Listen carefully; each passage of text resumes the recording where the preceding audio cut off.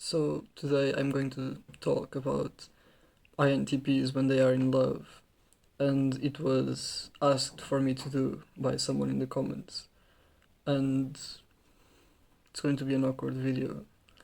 Um, Obviously I know what I'm going to talk about since I have a lot of experience with it. Certainly, there will also be no sarcasm in this video at all.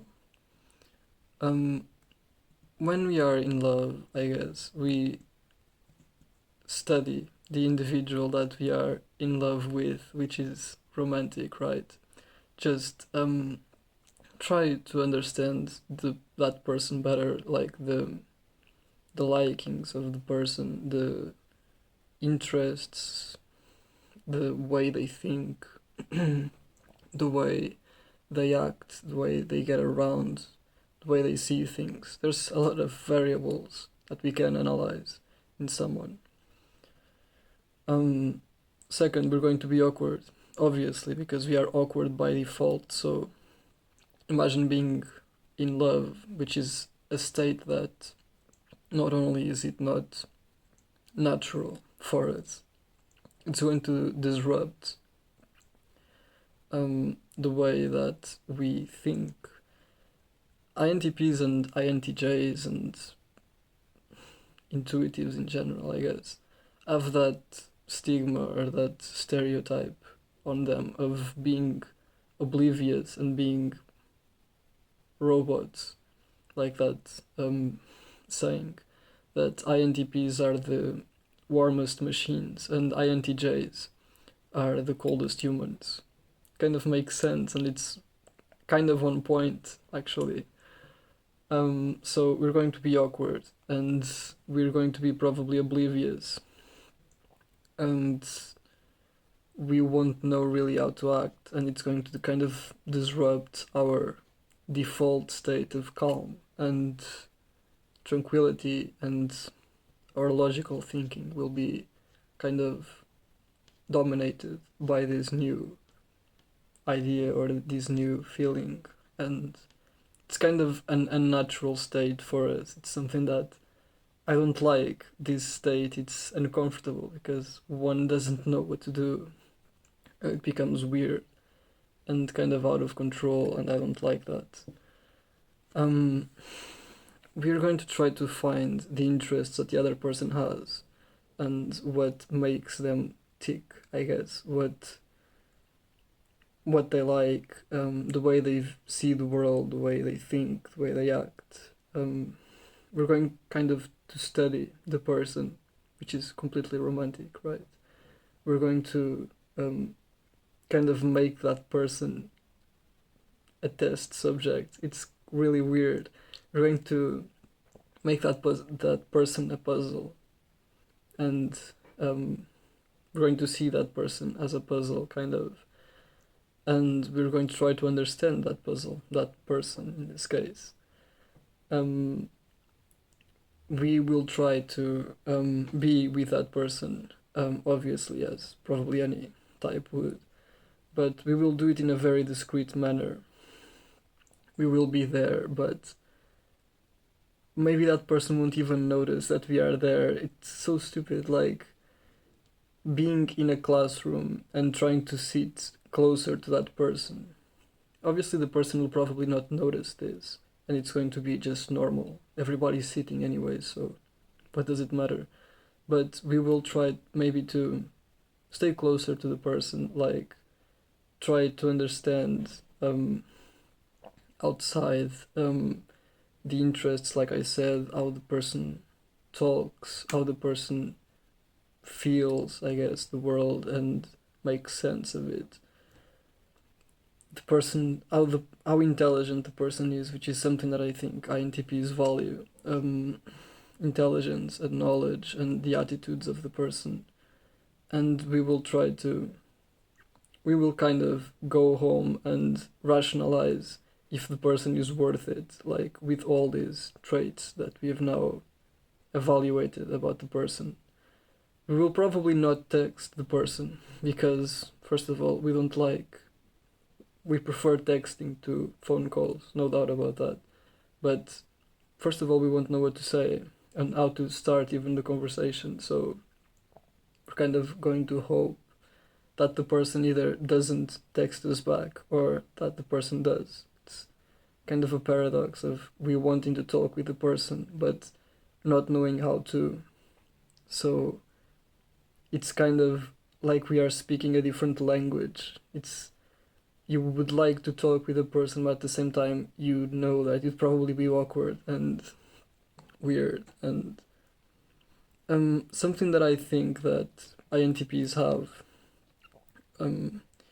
is that we often just ignore or we don't really care about physical properties of the person, like how the body of the person is, like the shape, you know. I think for other people and for other personality types that care more about the physical aspect of stuff, it would probably be something that they would instantly notice. For us, it kind of, or at least for me, it kind of goes under the radar. I don't really care. I care more about what the person is in their mind, how intelligent they are, the knowledge, the attitudes, the way they think, than the way they are physically. I kind of bores me the way they are physically. I don't care about that. There's no interest about that. It's not completely like it's not completely unnoticeable. Obviously, we like to again see and calculate everything about what we like, and in this case, it will be this individual. So we will notice, obviously, but we won't care. At least I don't think that INTPs would care that much about the shape of the body of the person or whatever. So, and we would try to see if we have interests that the other person also has similar interests. And I don't know, I guess that's it. We will be probably more awkward than usual because that's what we do. And oblivious. Also, I've heard that INTPs and INTJs, again the intuitives, we usually are like romantically oblivious. We don't know when someone is kind of hinting on us or kind of making, those weird signals that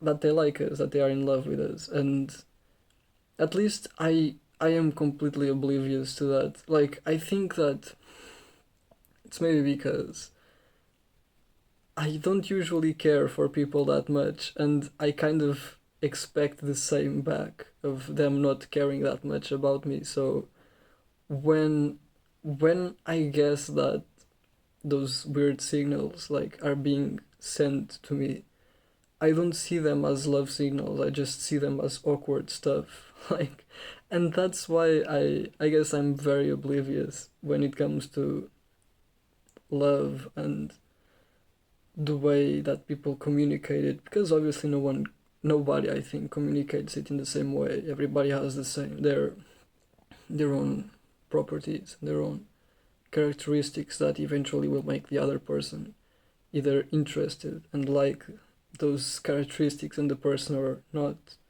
So I don't know. I'm very oblivious when it comes to love and those signals and everything. It's kind of weird and awkward to me. I prefer just an interesting conversation that someone just like declaring or ugh, that's so weird. um so in conclusion, we kind of ignore, I think, or at least I do, we ignore physical properties, not completely obviously, but to an extent. We like what attracts us, the other person's intellect, I guess, their the intelligence, knowledge, the way they think, the way they act, the way they do stuff, the way they talk, because INTPs are seen and often are intellectuals, or in a way we like to see and study things and calculate every possible possibility, and we are intellectuals kind of by default, so we kind of expect the same back, I guess.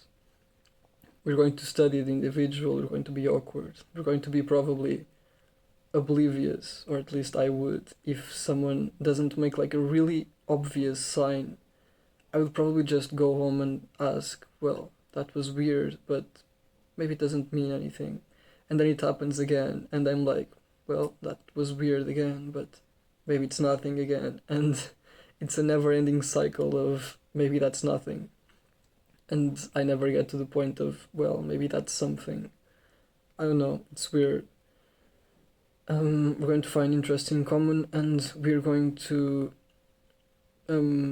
see what that person is attracted to, what that person likes, dislikes, what they do. Like, again, it's going to be like a test subject. It probably sounds so stupid and weird to people that are not INTPs, and even to other INTPs.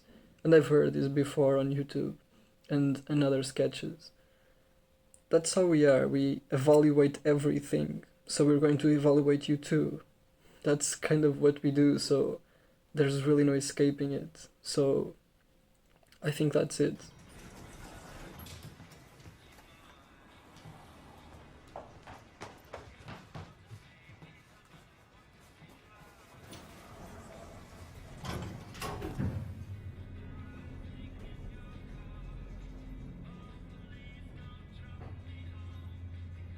Smith?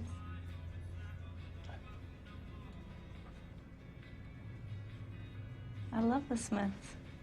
Sorry? I said I love the Smiths. You've good taste in music. Like the Smiths? Yeah. To die by your side is such a heavenly way to die. I love them.